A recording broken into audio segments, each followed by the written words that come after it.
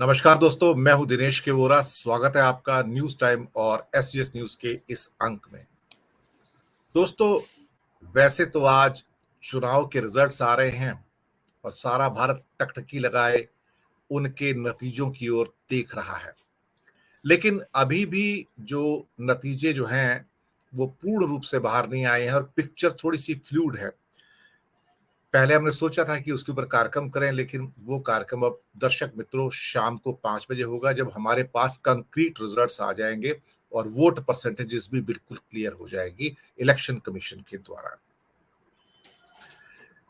इस अंक में दोस्तों हम बात कर रहे हैं एक ऐसे विषय की जहां धर्म और राजनीति की कॉकटेल ने भारत को कहां से कहां पहुंचा दिया। दरअसल हमारा संविधान और हमारे संविधान निर्माता वो धर्म को राजनीति से अलग रखना चाहते थे, और ये सही भी था कि राजनीति के अंदर अगर धर्म का कॉकटेल आएगा तो फिर वो देश धर्मांधता के गहरे कुएं में डूबता चला जाएगा। ये बात बिल्कुल सही है। वो भारतीय जनता पार्टी जो 80s के अंदर, जब सिख राजनीति का भारत में उदय हुआ था खास तौर से, और फिर उसने एक दूसरा रूप धारण कर लिया, तो बीजेपी पहली ऐसी पार्टी थी जिसने कहा था कि राजनीति में धर्म का समावेश नहीं होना चाहिए, क्योंकि अकाली दल का जो उदय था वो धर्म की राजनीति पर आधारित था। आज वही भारतीय जनता पार्टी जिसका विरोध करती थी उसी की ओर चलकर धर्म के आधार पर राजनीति को जोड़कर एक ऐसी कॉकटेल बनाई है जिसके अंतर्गत अब ऐसा लगता है कि ये एक धार्मिक सत्ता है। भारत में जैसे कि कई इस्लामिक मुल्कों के अंदर वो धर्म गुरु होते हैं जो राज सत्ता चलाते हैं, भारत धीरे धीरे उसी दिशा की ओर बढ़ रहा है, जहां पर जो प्रभाव इस समय देखने को मिल रहे हैं उससे ऐसा लगता है कि धर्म के ऊपर जो बहुत ज्यादा जोर दिया जा रहा है वो शायद हमारी राजनीति के लिए हमें मध्यकालीन युग में लेके जा रहा है। वही वो समय था जहां पर धर्म की राजनीति से निकलकर वेस्टर्न वर्ल्ड जब बाहर आता है और विज्ञान के पूरे युग में प्रवेश करता है तो दुनिया को चमत्कृत करता है, लेकिन हम वापस से उस युग के अंदर चले गए हैं जहां धर्मांधता पहले आ गई है और बाकी जीवन के अंदर जो जरूरी विज्ञान के प्रचार प्रसार की बात होती है वो पीछे चली गई है। इसी विषय के ऊपर बात करने के लिए आज हमारे साथ एक बहुत ही प्रबुद्ध पैनल है। मैं उनका परिचय आपसे करवा देता हूं। पहली बार न्यूज टाइम के मंच से जुड़ रही हैं स्वाति भान जी, जो कि न्यूज 18 की कंट्रीब्यूटिंग एडिटर हैं। बहुत बहुत स्वागत है आपका न्यूज टाइम के मंच पर। हमारे साथ हैं तमकीन फयाज साहब, वरिष्ठ पत्रकार हैं, उत्तर प्रदेश से जुड़ रहे हैं, आपका बहुत बहुत स्वागत है। और हमारे साथ हैं हिमाचल की पुण्य भूमि से दिनेश कंवर जी, वरिष्ठ पत्रकार। सर आपका भी बहुत बहुत स्वागत है। नमस्कार। आज मैं पहली फीड लेना चाहूंगा स्वाति जी आपसे ही। स्वागत है आपका न्यूज टाइम के मंच पर। विषय की पृष्ठभूमि मैंने बताई, भारत के ऊपर जो बढ़ते हुए खतरे हैं उसे हम बहुत आराम से देख सकते हैं कि अफगानिस्तान में और पाकिस्तान में क्या हो रहा है।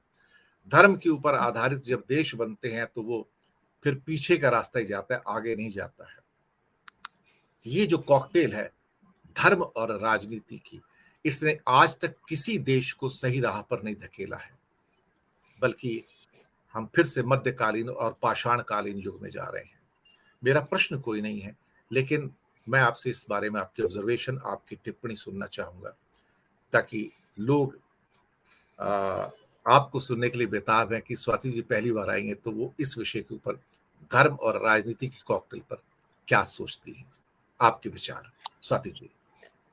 दिनेश जी, सबसे पहले तो आपको और आपके चैनल को थैंक यू, मुझे मौका दिया अपना ओपिनियन रखने के लिए। मेरे हिसाब से any form of appeasement and imposition is not the way that the founders of our country wanted to see this nation as. अगर आप एक पर्टिकुलर धर्म को प्रॉप अप करना चाह रहे हो, उसकी आइडियोलॉजी लोगों पे इम्पोज करना चाह रहे हो, it is not something that makes you diverse और vibrant. I mean, we grew up in a culture accepting all religions, celebrating all religions, celebrating diversity, and that is how we wish to see and want to see. Any political party, सिर्फ BJP, RSS नहीं, any political party, regional parties भी, in some way they try to appease, in some way they try to impose. That also is not right for any particular state. The largest populated state of this country is Uttar Pradesh. From the last two assembly elections, we have been seeing the rise and rise of BJP. In this election and the previous election, it has been a rise and rise of BJP. You may call it a majoritarian vote. You may call it anger or whatever. But the previous government led by Shri Akhilesh Yadav was also in an appeasement mode. It did not go belligerent like the BJP does, but it was also in an appeasement mode. So any political party, as I said in my opening remark, any political party which believes in imposition, which believes in imposition of its ideology or appeasement of any community, does not probably agree with the Constitution of India. It does not accept the vibrancy that India has. जी, लेकिन स्वाति जी, एक प्रश्न तो उठता है, दुनिया जिस चमक को देख रही है वो एक अलग मुद्दा है, लेकिन जितनी भी रिपोर्ट्स बाहर से आती हैं, चाहे वो वीडम की रिपोर्ट हो या फ्रीडम हाउस की रिपोर्ट हो, लोकतंत्र के बारे में, प्रेस फ्रीडम के बारे में, या फिर अभी कल ही एक रिपोर्ट आई थी कि even this year in 2022 India has become the king of internet shutdowns. 184 internet shutdown में से 187 में से दुनिया में जो हुए हैं उसमें 84 भारत में हुए हैं, और उस 84 में से 49 कश्मीर वैली में हुए हैं। ये एक डरे हुए लोकतंत्र की निशानी है। ये एक वाइब्रेंट या एक ब्लूमिंग लोकतंत्र की निशानी नहीं है, जहां पे हर छोटी सी चीज पे इंटरनेट को बंद कर दिया जाता है।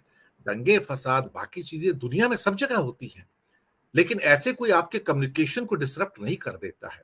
इस पर एक छोटी सी टिप्पणी चाहूंगा, फिर मैं तमकीन साहब के पास जाऊंगा। जी, it is Dinesh ji, it is a way of, as I said, that majoritarian politics does not work anywhere.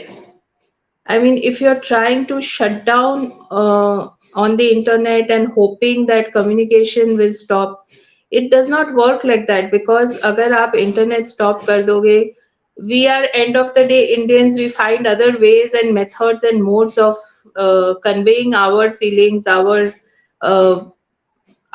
messages.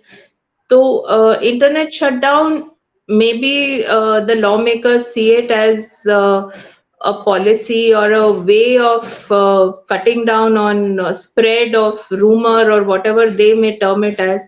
But many a times I have seen that it takes away the people from you. They become more alienated once you take such decisions, being in a position of power.